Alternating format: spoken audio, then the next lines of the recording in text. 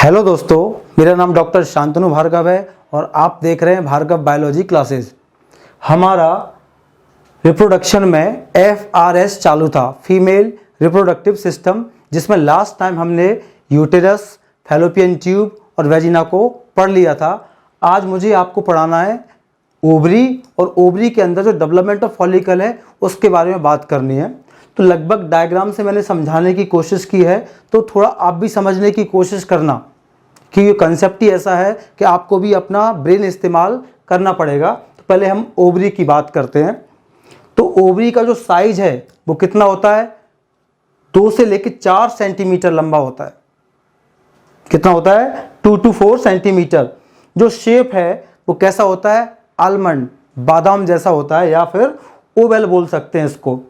अगर हम सस्पेंशन की बात करेंगे, किस चीज़ से ये बंधा हुआ रहता है, किस चीज़ से सस्पेंडेड रहता है, तो 2 आंसर आते हैं। एक तो यही है, यहाँ पर जो लास्ट टाइम का डायग्राम है उसमें लिखा हुआ है ओवेरियन लिगामेंट, और इसके आसपास जो लिगामेंट फैला हुआ था उसको हम बोलते हैं मीजोवेरियम।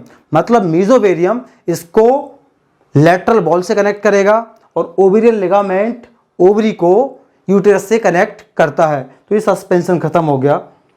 अब हम बात करते हैं नंबर की। नंबर कितने होते हैं? 2, एक राइट में और एक लेफ्ट में, और हर महीने अल्टरनेट एक एक करके ओवुलेशन होता है, जिससे MC आती है। अब मैं बात करूंगा यहाँ पर स्ट्रक्चर ऑफ ओवरी, इसकी स्ट्रक्चर क्या है। तो मैं इसको डायग्राम में आपको बताने की कोशिश करता हूँ। तो देखो, 2 लेयर हैं। एक लेयर तो ये दिख रही है आपको सेलुलर, दूसरी आपको ब्लैक लाइन दिख रही है जो कि नॉन सेलुलर है, क्योंकि ऐसा ही है रियल में। तो देखो, outer most layer of ovary is called germinal epithelium. और ये सेल्स कैसे होते हैं नेचर में? क्यूबॉइडल। इसका नाम गलती से क्या रख दिया? Germinal epithelium. लेकिन ये कभी भी ओवम का फॉर्मेशन नहीं करता है। हम बात करते हैं आगे, तो फिर ओवम कहां से बनता है? जर्मिनल एपिथेलियम के नीचे एक नॉन सेलुलर फाइब्रस लेयर होती है, इसको हम बोलते हैं ट्यूनिका एल्बुजिनिया। ये वाली लेयर, यानी उसके ऊपर क्या था? जर्मिनल एपिथेलियम, उसके नीचे क्या है? Fibrous non cellular tunica albuginea. जबकि यही ट्यूनिका एल्बुजिनिया टेस्टिज में बाहर की तरफ था, लेकिन यहां पर कहां है? ये अंदर की तरफ है, ओवरी के अंदर। ट्यूनिका एल्बुजिनिया के अंदर जितना भी एंटायर स्पेस है ओवरी का, उसको बोलते हैं स्ट्रोमा। ये सब स्ट्रोमा है, इनके सेल्स को हम बोल देंगे स्ट्रोमा सेल्स। ठीक है, इतना समझ में आया कि नहीं आया? ये था आपका ओवरी के स्ट्रक्चर के बारे में। अब मेन पॉइंट पे मैं आता हूं, डेवलपमेंट ऑफ फॉलिकल। इसके मुझे बोर्ड पर लिखने को खास जगह नहीं है, आपको समझना होगा। ठीक है, रिपीट करूंगा मैं बार बार। प्राइमरी जर्म सेल या primordial germ cell yolk sac की एंडोडर्मिस में बनती है। यानी जो सबसे पहली जर्म सेल है, जिसको हम बोलते हैं प्राइमरी जर्म सेल या प्रिमोर्डियल जर्म सेल, वो कहां बनती है? यॉक सैक की एंडोडर्मिस में बनती है। अब यॉक सैक क्या होता है आगे चल के आएगा तो मैं बता दूंगा। और वहां से माइग्रेट होके अमीबॉइड, अमीबा की तरह सीडोपोडिया से अमीबॉइड माइग्रेशन करके कहां पहुंच जाती है? ओवरी के अंदर पहुंच जाती है। उसका नाम वहां पर क्या हो जाता है? ऊगोनिया। यानी जो प्राइमरी जर्म सेल था वो यॉक सैक की एंडोडर्मिस में बना और वहां से चलकर ओवरी के अंदर पहुंचकर क्या कहलाया? ऊगोनिया। ठीक है, अब ये ऊगोनिया क्या करेंगे? मल्टीप्लिकेशन करेंगे, माइटोसिस करेंगे। तो 1 से 2 बनेंगे, 2 से 4 बनेंगे, 4 से 8 बनेंगे, 8 से 16 बनेंगे, 16 से 32 बनेंगे। मतलब ये तब तक माइटोसिस करेंगे जब तक कपल ऑफ मिलियंस, एनसीईआरटी का वर्ड है ये, कपल ऑफ मिलियंस ऊगोनिया नहीं बन जाते हैं या मदर सेल नहीं बन जाती है। मदर सेल क्यों बोला? क्योंकि हर एक ऊगोनिया से यही आगे चल के ओवम या एग बनेगा, सो कॉल्ड मदर सेल। कुछ बुक्स में लिखा होता है लगभग 20 लाख बनाते हैं, कुछ में लिखा रहता है 20 मिलियंस बनाते हैं। एनसीईआरटी ने लिखा है कपल ऑफ मिलियंस। इन सब का मतलब ये है कि ऊगोनिया लगातार माइटोसिस करता है और लगभग मिलियंस में अपना नंबर बढ़ा लेता है। यानी ओवरी में अब क्या पड़े हैं? 20 मिलियन ऊगोनिया या कपल ऑफ मिलियंस ऊगोनिया। यहां तक क्लियर है क्या? अब ये ऊगोनिया साइज में बड़ा हो जाएगा, देखो कुछ नहीं, 2n है ना, ये डिप्लॉयड, ये भी डिप्लॉयड है, ये छोटा था ये बड़ा हो गया, ये ऊगोनिया साइज में बड़ा हो जाएगा और क्या कहलाएगा, प्राइमरी oocyte। क्या कहलाएगा, प्राइमरी oocyte। यानी जो ऊगोनिया था वो साइज में बड़ा हो गया, उसका साइटोप्लाज्म बढ़ गया, तो अब ऊगोनिया का नाम मैंने क्या रख दिया, प्राइमरी oocyte। ये भी डिप्लॉयड ही है और इसके आसपास जो फॉलिकुलर सेल्स हैं, जो मेम्ब्रेना ग्रैन्युलोसा की सेल्स हैं, वो एक सिंगल लेयर बनाते हैं और इस सिंगल लेयर के साथ इस पूरे स्ट्रक्चर का नाम क्या हो जाता है, प्राइमरी फॉलिकल। यानी प्राइमरी फॉलिकल क्या है, जिसमें प्राइमरी oocyte के चारों ओर फॉलिकुलर सेल्स की सिंगल लेयर हो या जो ग्रैन्युलोसा के सेल्स हैं उनकी सिंगल लेयर हो। इस पूरी स्ट्रक्चर का नाम मैंने रख दिया प्राइमरी फॉलिकल। और अंदर क्या है, प्राइमरी oocyte। प्राइमरी फॉलिकल में जो प्राइमरी oocyte है ये यहां पर मियोसिस फर्स्ट स्टार्ट कर देता है और प्रोफेज फर्स्ट में ही अरेस्ट हो जाता है, रुक जाता है, ब्लॉक हो जाता है, अवरुद्ध हो जाता है। ठीक है, तो कुल मिला के मैं ये कहना चाहता हूं, जो ऊगोनिया थी मिलियंस, वो अब किस कंडीशन में कन्वर्ट होगा, ये प्राइमरी फॉलिकल में। और ये प्राइमरी फॉलिकल किस कंडीशन में अरेस्ट होते हैं, अरेस्ट इन प्रोफेज फर्स्ट। अब एक क्वेश्चन ये भी बनता है, मिलियंस है तो क्या मिलियंस बार एमसी आएगा क्या, इसका मुझे जवाब देना है। तो सोचो, जो एम्ब्रियोनिक लाइफ में जो फीमेल फीटस रहता है, ये उस समय की कंडीशन है, उस समय उसमें क्या बने थे, कपल ऑफ मिलियंस ऊगोनिया, वो सब क्या बन गए थे, प्राइमरी फॉलिकल। अब जो कंप्लीट डेवलपमेंट ऑफ फॉलिकल है वो किस हार्मोन की प्रेजेंस में होता है, FSH-LH। और FSH-LH कौन निकलवाएगा, गोनेडोट्रोपिन्स। तो इस समय ना तो इनमें गोनेडोट्रोपिन्स निकलता जब ये बच्चा माँ की कोख में, ये बच्ची, तो FSH-LH निकलेगा क्या। जब FSH नहीं होगा तो ऊगोनिया का डेवलपमेंट पूरा हो पाएगा क्या, नहीं हो पाएगा। तो ये ऊगोनिया या प्राइमरी फॉलिकल थोड़ा बहुत डेवलपमेंट कर पाते होंगे और FSH की एब्सेंस में नष्ट हो जाते हैं, डिस्ट्रॉय हो जाते हैं। इस डिस्ट्रॉयड होने को हम बोलते हैं एट्रेसिया और इन डिस्ट्रॉयड फॉलिकल को बोलते हैं एट्रीफाइड फॉलिकल।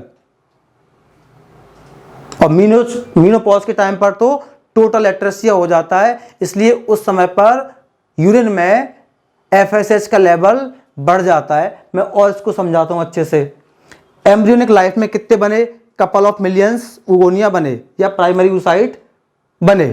ठीक है, अब FSH नहीं है तो ये नष्ट होना स्टार्ट होंगे। ठीक है, नष्ट होते होते इस लड़की का जन्म हो जाएगा, तब भी FSH निकलेगा क्या, नहीं। FSH कब निकलेगा, एट प्यूबर्टी। प्यूबर्टी कब आता है, हमें 13 साल के आसपास आता है, जवानी जिसको हम बोलते हैं, जिसमें हमें सेक्सुअल मैच्योरिटी आती है। तब तक FSH है क्या, नहीं है। तो FSH ना होने की वजह से जो कपल ऑफ मिलियंस थे, लाखों में जो ऊगोनिया थे, स्पर्मेटोसाइट थे, वो नष्ट होते जाएंगे और प्यूबर्टी तक आते आते लगभग कितने रह जाएंगे, 60 से लेके 80,000।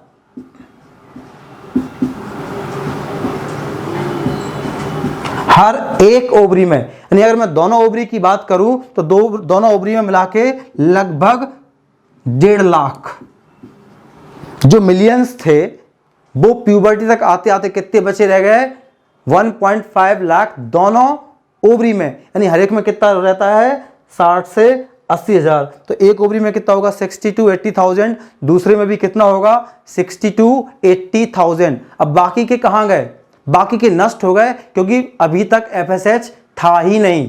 तो मैंने बोला था पहले भी, फिर से रिपीट कर रहा हूं, इस नष्ट होने की प्रक्रिया को बोलते हैं एट्रेसिया और उन नष्ट हुए फॉलिकल्स को बोलते हैं एट्रीफाइड फॉलिकल्स। सोचो, जिस लड़की की उम्र 13 साल है उसमें जो कपल ऑफ मिलियंस थे फॉलिकल्स, अब वो कितने रह गए, लगभग 1.5 लाख रह गए दोनों ओवरी के अंदर।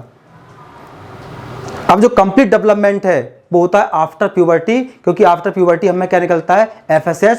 तो ये जो डायग्राम है कंप्लीट डेवलपमेंट ऑफ फॉलिकल का है, यानी ये काम कौन करवा रहा है, FSH हार्मोन करवाएगा। ये कौन करवाएगा, FSH। तो वही मैंने बोला, सबसे पहले ऊगोनिया था, इसने मल्टीप्लिकेशन किया और अपना नंबर बढ़ाया और आगे का जो डेवलपमेंट है वो FSH करवाएगा। तो सबसे पहले क्या हुआ, जो ऊगोनिया था वो साइज में बड़ा हो गया और क्या नाम रख दिया मैंने उसका, प्राइमरी oocyte। और उसने मियोसिस फर्स्ट स्टार्ट कर दिया और अरेस्टेड हो गया प्रोफेज फर्स्ट में। उसके चारों तरफ ग्रेनुलोसा सेल की सिंगल लेयर भी बन गई। इस पूरे स्ट्रक्चर का नाम हो गया प्राइमरी फॉलिकल। अब प्राइमरी फॉलिकल में क्या होगा, जो सिंगल लेयर थी फॉलिकुलर सेल्स की या ग्रेनुलोसा सेल की, वो कैसी हो गई, मल्टी लेयर्ड हो गई। यहां पे सिंगल लेयर्ड है, बाकी डायग्राम सेम है। देखो 2n 2n प्राइमरी यूसाइट जो सिंगल लेयर थे फॉलिकुलर सेल्स के, वो क्या हो गए अब मल्टी लेयर्ड। उसका नाम हो गया मेम्ब्रेना ग्रेनुलोसा। उसके ऊपर एक कवर बन गया, उसको बोल दिया मैंने थीका। इस मल्टी फॉलिकुलर सेल्ड वाली स्ट्रक्चर को नाम दे दिया हमने सेकेंडरी फॉलिकल। यानी प्राइमरी और सेकेंडरी फॉलिकल में सिर्फ क्या अंतर है, इस आउटर कवरिंग का। इसमें सिंगल लेयर्ड है, इसमें मल्टी लेयर्ड है। तो क्या बन गया ये सेकेंडरी फॉलिकल। अब सेकेंडरी फॉलिकल में क्या होगा, जो मेम्ब्रेना के सेल्स हैं यानी मेम्ब्रेना ग्रेनुलोसा के सेल्स हैं, ये सेल्स कुछ लिक्विड निकालेंगे। सोचो अगर कोई चीज सॉलिड है वो लिक्विड निकालेगा तो उसमें गैप क्रिएट होगा कि नहीं होगा। अगर इसमें पानी आप भरोगे तो इसमें गैप क्रिएट होगा कि नहीं होगा। जब ये मेम्ब्रेना के सेल्स एक लिक्विड निकालेंगे तो मेम्ब्रेना के सेल्स प्राइमरी यूसाइट से दूर होते जाएंगे कि नहीं होते जाएंगे। देखो ये यहां पर चिपके हैं, ये प्राइमरी यूसाइट से, यहां पर एक गैप बना कि नहीं बना। ये गैप कब बनेगा, जब ये मेम्ब्रेना के सेल्स, मेम्ब्रेना ग्रेनुलोसा के सेल्स एक लिक्विड निकालेंगे जिससे प्राइमरी यूसाइट और मेम्ब्रेना के सेल्स के बीच में गैप क्रिएट हो जाएगा। इस गैप को हम बोलते हैं बेटा एंट्रम। क्या बोलते हैं, एंट्रम। और इस गैप में वो लिक्विड भर जाता है जो ग्रेनुलोसा के सेल्स ने निकाला था, जो इन सेल्स ने निकाला था, वो पानी यहां पे इकट्ठा हो गया। उस लिक्विड को हम बोलते हैं लिकर फॉलिकुलाई या फॉलिकुलर लिक्विड। ठीक है। जब ये मेम्ब्रेना के सेल्स ऊसाइड से अलग होते हैं उस समय कुछ सेल्स अटैच रह जाते हैं। देखो ये, नहीं तो ये हवा में लटकेगा क्या, अगर मान लो ये भी नहीं होगा तो हवा में आसमान में कैसे रह पाएगा बीच में। तो जब ये मेम्ब्रेना के सेल्स प्राइमरी यूसाइट से अलग होते हैं लेकिन एक पॉइंट पर अभी भी जुड़े रहते हैं, उन सेल्स को हम बोलते हैं डिस्कस प्रोलिगेरस या जर्म हिल या कुल्मस उफोरिकस या कुल्मस ओबेरिकस। इतने सारे नाम हैं। तो डिस्कस प्रोलिगेरस वो सेल्स हैं जो ऊसाइट को मेम्ब्रेना से जोड़ने का काम करते हैं। इसी टाइम पर क्या होगा, जो मियोसिस फर्स्ट में जो अरेस्ट था प्राइमरी यूसाइट, वो यहां पर आते आते क्या कर लेगा, मियोसिस सेकेंड कंप्लीट कर लेगा। मियोसिस फर्स्ट क्या कर लेगा, वो कंप्लीट कर लेगा। जब मियोसिस फर्स्ट कंप्लीट होगा तो जो डिप्लॉयड प्राइमरी ऊसाइट था वो क्या बन जाएगा, सेकेंडरी ऊसाइड। ये कैसा होगा नेचर में, हैप्लॉयड, और साथ में एक क्या बन जाएगा, पोलर बॉडी भी बन जाएगा। यानी यहां पे आते आते टर्सरी फॉलिकल में मियोसिस फर्स्ट कंप्लीट हुआ, जो कि प्रोफेज फर्स्ट में अरेस्ट था प्राइमरी फॉलिकल में, जिससे अब मैं 2n की जगह क्या लिखूंगा, n। मतलब अब क्या बन गया आप में, सेकेंडरी ऊसाइट। और ये कब बना, मियोसिस फर्स्ट कंप्लीट होने के बाद, जिससे साथ में एक पोलर बॉडी भी बन गया। इसी टाइम पर क्या होगा, जो थीका कवरिंग था सेकेंडरी फॉलिकल में वो बाइलेयर्ड हो जाएगा। एक जो रेड कलर की आपको लेयर दिख रही है ना, उसका नाम है थीका इंटरना। यही क्या निकालना स्टार्ट कर देगा बेटा, अब ईस्ट्रोजन। तो थीका इंटरना क्या काम करता है, ईस्ट्रोजन का सिक्रेशन। थीका इंटरना के चारों ओर एक फाइबरस लेयर और बन जाएगी, उसको हम बोलते हैं थीका एक्सटर्ना। ये इसका प्रोटेक्शन करेगा और पूरे टर्सरी फॉलिकल को पैक कर देगा। तो टर्सरी फॉलिकल में क्या क्या देखा आपने, theca externa, theca interna, membrana granulosa, discus proligerus, antrum, liquor folliculi, secondary oocyte और पोलर बॉडी फर्स्ट। अब पोलर बॉडी के बारे में लोग बोलते हैं क्या होगा, अगर पोलर बॉडी मियोसिस सेकेंड करेगा तो 2 पोलर बॉडी और बन जाएंगे, अगर नहीं करेगा तो वो उसी हालत में डिस्ट्रॉय हो जाएगा। लेकिन आज तक निश्चित नहीं पता साइंटिस्ट को कि ये मियोसिस सेकेंड करता है कि नहीं करता है। मैं बोलता हूं अगर करता होगा तो एक पोलर बॉडी फर्स्ट से 2 पोलर बॉडी और बन जाएंगे, नहीं तो ये इसी कंडीशन में क्या हो जाएगा, डीजनरेट हो जाएगा। अब देखो ये था आपका टर्सरी फॉलिकल। अब लास्ट है अपना ग्राफियन फॉलिकल। देखो इतना डायग्राम आपको पूरा पता है। यहाँ पर दो नाम नए आएंगे, एक तो आएगा ये ब्लू कलर के सेल्स जिसको नाम दे रहा हूँ मैं कोरोना रेडिएटा, और एक जो सेकेंडरी oocyte है उसके चारों तरफ क्या है, रेड कलर की लाइनिंग है। देखो ध्यान से, उसको नाम दूंगा मैं जोना पेलुसिडा, नॉन सेलुलर। तो देखो यहाँ पे जर्म हिल था, डिस्कस प्रोलिगेरस। तो अब क्या होगा, उसके पहले ये क्या सेकेंडरी oocyte है ना, तो ये सेकेंडरी oocyte अपने चारों तरफ एक नॉन सेलुलर लेयर का फॉर्मेशन करेगा, उसको हम बोलेंगे जोना पेलुसिडा। ये नॉन सेलुलर है, तो जोना पेलुसिडा को किसने बनाया, खुद सेकेंडरी oocyte ने अपने चारों ओर बनाया। अगर मैं बात करूंगा ये सेकेंडरी oocyte है तो अपने चारों ओर जस्ट ये क्या बना लेगा, जोना पेलुसिडा।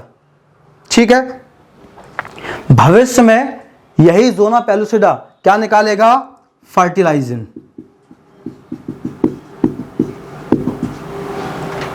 जो उसी जाति के स्पर्म के एंटी फर्टिलाइजिन से रिएक्शन करेगा या अट्रैक्ट करेगा। मैंने बता दिया फ्यूचर में ये क्या काम करने वाला है। अब देखो जरा, जोना पेलुसिडा बन गया। अब जो डिस्कस प्रोलिगेरस हैं, ये जो डिस्कस प्रोलिगेरस है ना, इसके सेल्स यहां से रेडियली अरेंज होते जाएंगे, यहां से लुढ़कना स्टार्ट हो जाएंगे और जोना पेलुसिडा को घेर लेंगे। देखो ये घेर लिया, और उस नई लेयर को बोलेंगे कोरोना रेडिएटा। यानी कोरोना रेडिएटा किससे बना है, जर्म हिल की सेल से, और किसको कवर कर रहा है ये, जोना पेलुसिडा को। इसको हम बोलते हैं ग्राफियन फॉलिकल। अब जो सेकेंडरी oocyte है इसमें क्या स्टार्ट हो जाएगा, यहां पर मियोसिस सेकेंड स्टार्ट हो जाएगा, मियोसिस सेकेंड स्टार्ट हो जाएगा, और मेटाफेज सेकेंड में अरेस्ट हो जाएगा। एक बार अरेस्ट हुआ था मियोसिस फर्स्ट के प्रोफेज फर्स्ट में, दूसरी बार अरेस्ट कब हुआ, मियोसिस सेकेंड के मेटाफेज सेकेंड में अरेस्ट हुआ। कंप्लीट नहीं हुआ, रुक गया। यानी जो सेकेंडरी oocyte है वो किस फेज में है, अरेस्टेड इन मेटाफेज सेकेंड में है ये। तो क्वेश्चन आता है मियोसिस सेकेंड कंप्लीट कब होगा, ड्यूरिंग फर्टिलाइजेशन। अगर फर्टिलाइजेशन होगा तो ही मियोसिस सेकेंड कंप्लीट होगा और ओवम बनेगा, वरना ये अगर फर्टिलाइजेशन नहीं हुआ तो ये सेकेंडरी oocyte इसी अवस्था में मर जाएगा और एमसी में बाहर निकल जाएगा। ठीक है, तो ऐसा आते आते डेट क्या आ गई, 14 तारीख। 1 तारीख से अगर मैंने स्टार्ट किया था तो पूरा जो डेवलपमेंट का टाइम है वो है 14 दिन का। तो पहले दिन से FSH और LH निकलना स्टार्ट हुआ था, तो इस टाइम तक LH अपने पीक पे पहुंच गया 14th डे। 14वें दिन LH का अमाउंट बहुत ज्यादा बढ़ गया और इस LH ने ग्राफियन फॉलिकल को और ओवरी की वॉल को रप्चर कर दिया, जिससे सेकेंडरी oocyte अरेस्ट इन मेटाफेज सेकेंड में वो ओवरी से बाहर निकलकर, ग्राफियन फॉलिकल से बाहर निकलकर कहां पे आ जाएगा, सीलोम में आ जाएगा।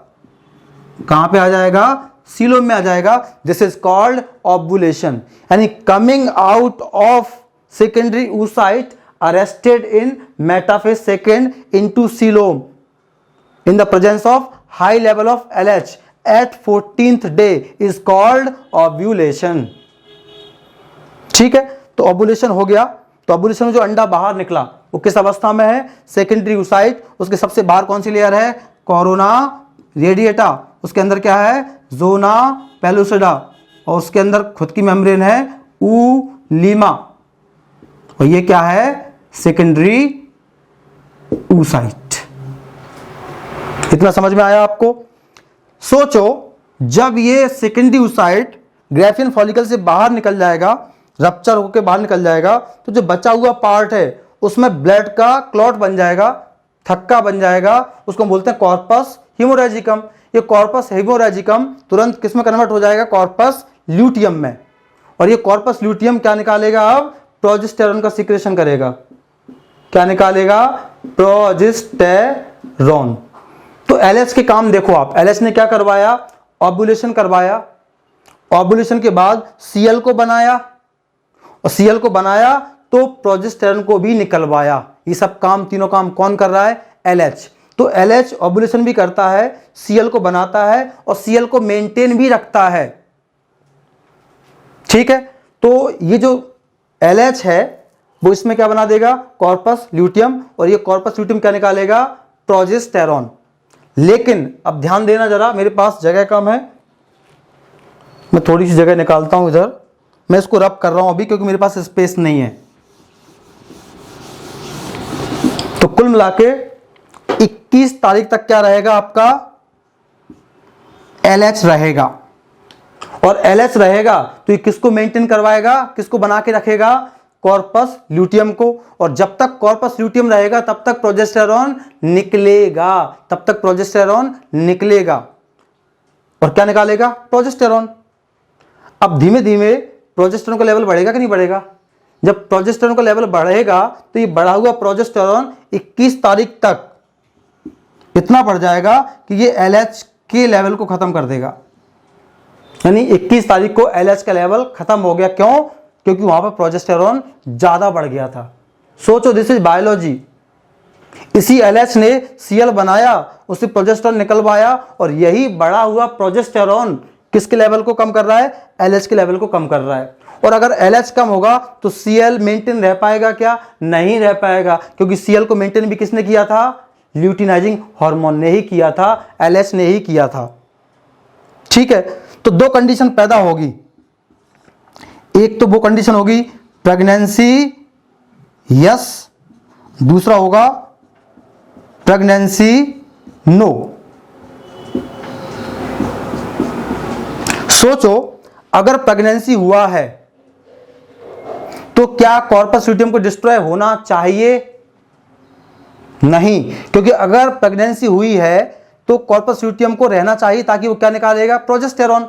और प्रोजेस्टेरॉन निकलेगा तो ही इम्प्लांटेशन होगा। आप तो ऐसा मान के चलो, प्रेगनेंसी के लिए जो जिम्मेदार हार्मोन है वो है प्रोजेस्टेरॉन। प्रोजेस्टेरॉन है तो प्रेगनेंसी है, वरना नहीं है।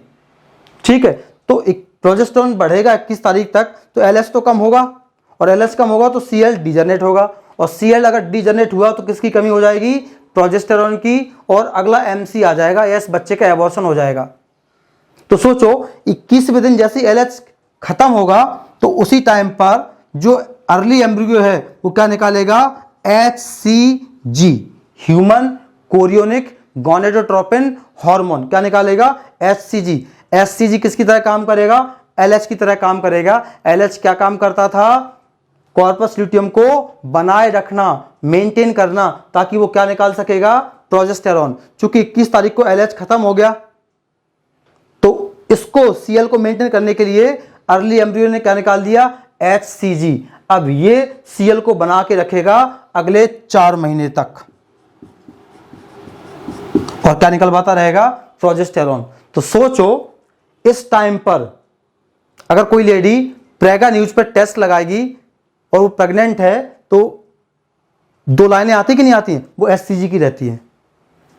अगर किसी फीमेल के अंदर HCG निकल रहा है मतलब वो प्रेग्नेंट है, क्योंकि HCG किसने निकाला, अर्ली एम्ब्रियो ने निकाला। समझ गया ना, जितनी भी प्रेगनेंसी स्ट्रिप आते हैं, प्रेगा न्यूज आता है, इनसे हम प्रेगनेंसी को चेक करते हैं, तो वो एक्चुअली किसको आइडेंटिफाई करता है, HCG। ये बात फैक्ट है, HCG तभी निकलेगा जब आप प्रेग्नेंट हुई हो, नहीं तो नहीं निकलेगा। ठीक है, तो HCG क्या करेगा, इस कॉर्पस ल्यूटियम को अगले 4 महीने के लिए मेंटेन कर रखेगा, बनाए रखेगा, और क्या निकलवाता रहेगा, प्रोजेस्टेरॉन बना के रखेगा। 4 महीने बाद क्या होता है, प्लासेंटा कंप्लीट बन जाता है, और ये इतना प्रोजेस्टेरॉन निकालता है कि जो एम्ब्रियो को बनाए हुए रखता है, जो प्रेगनेंसी को मेंटेन कर सकता है। स्टार्टिंग में प्लासेंटा कंप्लीट नहीं बना था तो प्रोजेस्टेरॉन तो चाहिए था, वो कहां से मिल रहा था, कॉर्पस ल्यूटियम से, और इसको मेंटेन किसने रखा था, HCG ने। 4 महीने में प्लासेंटा जब पूरा बन जाता है तो वो सफिशिएंट अमाउंट में प्रोजेस्टेरॉन निकालेगा जो प्रेगनेंसी के लिए काफी होगा।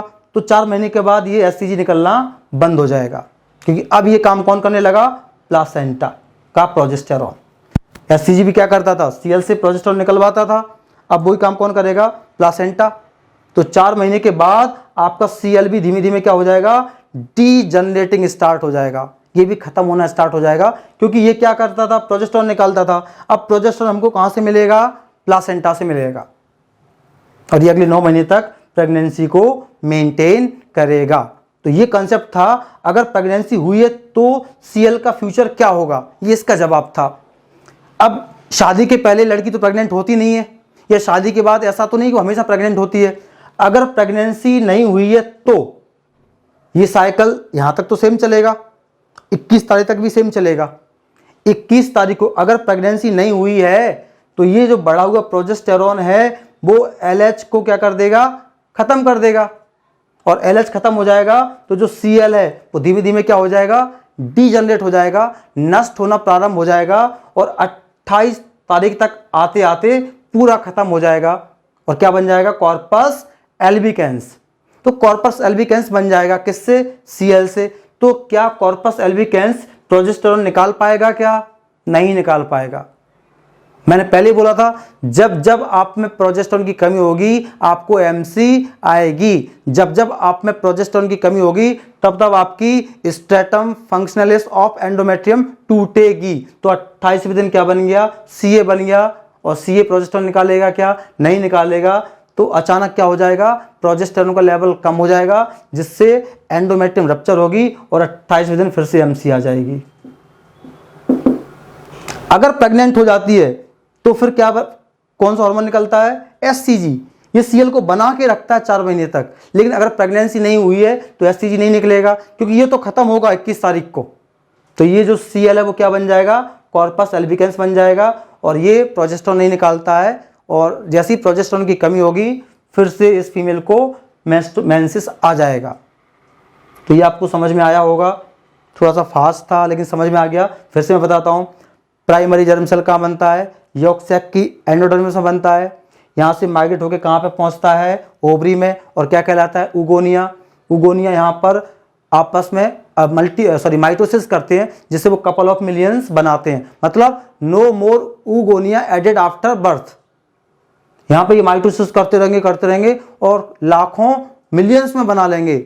जन्म के बाद एक भी उगोनिया नहीं बढ़ता है। ठीक है, अब जो उगोनिया है वो डेवलपमेंट स्टार्ट करता है। तो उगोनिया का कंप्लीट डेवलपमेंट किसके प्रेजेंस में होता है, एफएसएच। चूंकि जन्म के पहले और जन्म के बाद प्यूबर्टी तक एफएसएच एलएच नहीं होता है तो उनका कंप्लीट डेवलपमेंट हो पाएगा क्या, नहीं। तो एफएसएच और एलएच की एब्सेंस में ये उगोनिया या प्राइमरी फॉलिकल डिस्ट्रॉय होते जाएंगे। इस नष्ट होने को हम बोलते हैं एट्रेसिया और उन नष्ट हुए फॉलिकल्स का नाम है एट्रीफाइड फॉलिकल्स। मीनोपॉज के टाइम पर टोटल एट्रेसिया हो जाता है, यानी जितने भी उगोनिया हैं एक साथ सारे मर जाते हैं। इसलिए उस टाइम पर एफएसएच का लेवल बढ़ा हुआ निकलता है यूरिन में। अब मैंने बताया जो कंप्लीट डेवलपमेंट ऑफ फॉलिकल है वो होता है आफ्टर प्यूबर्टी। तो मैं एक का बता रहा हूँ, ठीक है। तो देखो जरा, ये बड़ा हो गया, उगोनिया क्या बन गया, प्राइमरी oocyte बन गया। इसने मियोसिस फर्स्ट स्टार्ट किया और प्रोफेज फर्स्ट में अरेस्ट हो गया, सिंगल लेयर फॉलिकल सेल्स बन गई और क्या कहलाया, प्राइमरी फॉलिकल। अब ये सिंगल लेयर क्या हो गई, मल्टी लेयर्ड, ऊपर एक कवर बन गया थीका, इसको मैंने बोल दिया सेकेंडरी फॉलिकल। अब जो सेकेंडरी फॉलिकल है उसके ये जो मल्टी लेयर्ड सेल्स है ये लिक्विड निकालेंगे जिससे सेकेंडरी oocyte या oocyte और सेल्स में गैप क्रिएट होगा। इस गैप को बोलते हैं एंट्रम। इस गैप में वो लिक्विड भर जाएगा जो इन ग्रेनुलासा की सेल ने निकाला था, उसको बोलते हैं लिकर फॉलिकुलाई। लेकिन मेम्ब्रेना के सेल्स एक पॉइंट पर अभी भी अटैच है, इसको हम बोलते हैं डिस्कस प्रोलिगेरस या जर्म हिल। अब जो थीका था वो बाइलेयर्ड हो जाएगा, आउटर थीका एक्सटर्ना, अंदर वाला थीका इंटरना। ये थीका इंटरना क्या निकालेगा, ईस्ट्रोजन का सोर्स रहेगा। ये था टर्सरी फॉलिकल। टर्सरी काल में ट्रांसफॉर्म हो जाएगा अब ग्राफियन फॉलिकल। इसमें दो चेंज आ जाएंगे, एक तो जो जर्म हिल डिस्कस प्रोलिगेरस है इसके सेल लुढ़क के एक नई लेयर बना लेंगे, कोरोना रेडिएटा। और जो टर्सरी फॉलिकल है यहाँ पर मियोसिस फर्स्ट भी कंप्लीट हुआ था तो क्या बन गया था, सेकेंडरी oocyte, तो मैंने एल लिखा है। और सेकेंडरी oocyte ग्राफियन फॉलिकल में क्या करेगा, अपने चारों ओर एक नॉन सेलुलर लेयर बनाएगा, इसको हम बोलेंगे जोना पेलुसिडा। यही भविष्य में फर्टिलाइजिंग प्रोटीन निकालेगा। अब 28 दिन तक 14th डे आते आते एलएच का लेवल क्या हो जाएगा, पीक हो जाएगा, जिससे ग्राफियन फॉलिकल और ओवरी फट जाएगा और सेकेंडरी oocyte जो कि मियोसिस सेकेंड के मेटाफेज में सेकेंड में अरेस्ट है वो बाहर निकल जाएगा सीलोम में, इसको हम बोलते हैं ओव्यूलेशन। उसके बाद ये बन जाएगा कॉर्पस हीमोरेजिकम, इसको आप याद नहीं भी करो तो भी चलेगा। फिर क्या बन जाएगा, कॉर्पस ल्यूटियम। ये कॉर्पस ल्यूटियम क्या निकालेगा, प्रोजेस्टेरॉन निकालेगा, ठीक है।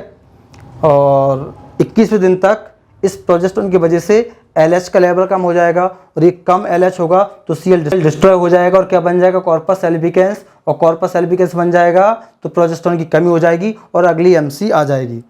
अब एक क्वेश्चन ये आता है, MC का जो साइकिल है वो कितना है, 28 दिन का है। 14 दिन में क्या होता है, ओव्यूलेशन, और 14 के बाद जो आधा हिस्सा है 14 दिन, ये भी टोटल कितना हो गया, 28 दिन। यानी जो आप में कपल ऑफ मिलियंस थे, जो प्यूबर्टी तक कितने बचे रह गए थे, 60 to 80,000 पर ओवरी। इन टोटल 1.5 लाख, इन 1.5 लाख में से हर महीने एक का डेवलपमेंट होता है। तो आप मुझे बताओ, कोई फीमेल अपनी लाइफ में अगर वो प्रेग्नेंट नहीं हुई तो कितनी बार MC आएगी। सोचो, एक मेंस्ट्रुअल साइकिल का टाइम कितना है, 28 दिन, लगभग 1 महीना। तो बताओ 12 महीने में आ रहा है फ्रेम में, तो बताओ 12 महीने में कितनी बार MC आएगा, 13 बार। 13 बार कैसे, 28 दिन का साइकिल है ना, तो 2-2 दिन कम पड़ रहा है ना, तो 12 महीने में 2-2 दिन करके लगभग 24-25 दिन और हो जाएंगे। तो एक साल में 13 बार MC आएगी, यानी 13 बार ओव्यूलेशन होगा उस लड़की को, अगर वो प्रेग्नेंट नहीं है तो। ठीक है, लाइफ में पहली बार MC आती है लगभग 13 साल के आसपास, पहली बार। इसको हम बोलते हैं मीनार्क, मैं आगे बताऊंगा आपके MC में। First time appearance of MC is called menarche. इसकी एज क्या है, 13 साल, यानी कोई भी लड़की 13 साल के बाद अब मां बन पाएगी। किसी में 12 में आ जाता है, किसी में 10 में, वो अलग बात है, मैं जनरल आंसर दे रहा हूं आपको। और एक समय ऐसा आता है जिसके बाद MC आना बंद हो जाती है, उसकी एज भारत में कितनी है, 45 to 50 ईयर्स, इसको हम बोलते हैं मीनोपॉज।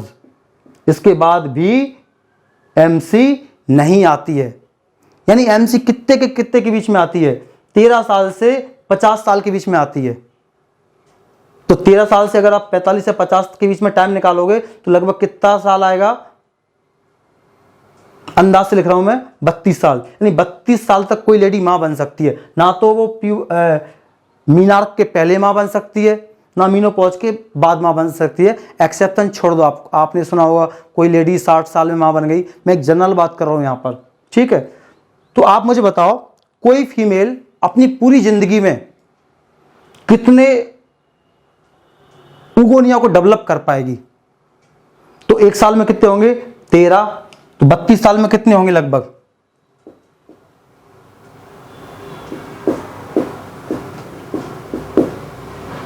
कितना आएगा ये, लगभग मैं अंदाज से लिख रहा हूं, मैं कैलकुलेट नहीं कर रहा हूं। ये आप टोटल रेंज समझना, 400 से 500, एवरेज आंसर आ जाएगा 450। कई बुक में 420 भी लिखा रहेगा, क्योंकि डिपेंड करता है मीनोपॉज, किसी को 45 में आ गया, किसी को 46 में आता है। मैंने रेंज लिए। सोचो, कोई लेडी अपने पूरी जिंदगी में अगर वो प्रेग्नेंट नहीं हुई है, उसकी शादी नहीं की उसने, तो कितनी बार MC आएगा, 400 से 500 बार। यानी कितने ओवम का डेवलपमेंट होगा, 400 से 500, यानी 450 या 420 के आसपास। जबकि उसमें थे कितने, 60 से 80 हजार, एक में टोटल कितने थे, 1.5 लाख थे। इन 1.5 लाख में से भी वो अपनी पूरी जिंदगी में कितने अंडे का डेवलपमेंट कर पाएगी, 420 से लेके 450। अब 400 से 500 बोलो, मुझे फर्क नहीं पड़ता, एक ही बात है। सोचो, यानी बाकी के 1,49,500 जो बच गए, वो मीनोपॉज के टाइम पर एक साथ खत्म हो जाएंगे, एक साथ। उसको बोलते हैं टोटल एट्रेसिया। इसलिए उस टाइम पर FSH का लेवल बढ़ जाएगा। तो मुझे लगता है ये डेवलपमेंट फॉलिकल आपको समझ में आ गया होगा। थोड़ा सा टफ है, आप 1-2 बार वीडियो को देखोगे तो आपको समझ में आएगा। और अगर फिर भी समझ में नहीं आया तो मुझे आप कमेंट कीजिए, कमेंट बॉक्स में, मैं आपको आंसर देने की पूरी कोशिश करूंगा।